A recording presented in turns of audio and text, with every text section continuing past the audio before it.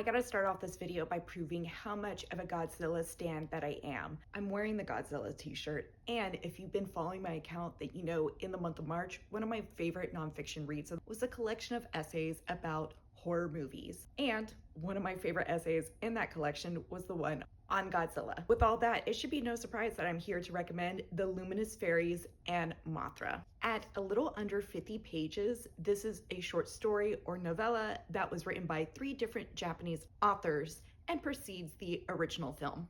Now in this edition, the afterword by the translator is technically more pages than the story itself, so I definitely consider this something that you're going to want to read from cover to cover, especially because that afterword is brilliant.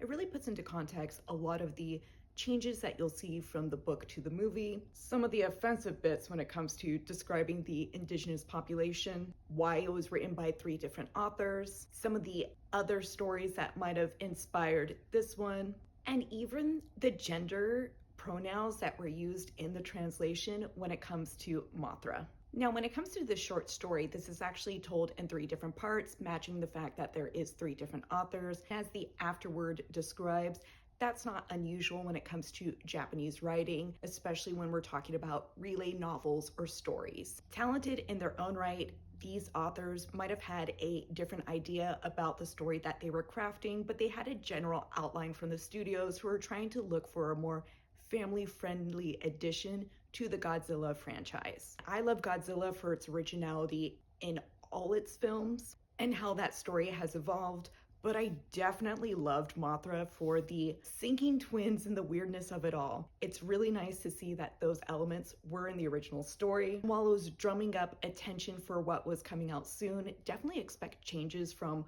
what was there to what made it to the film.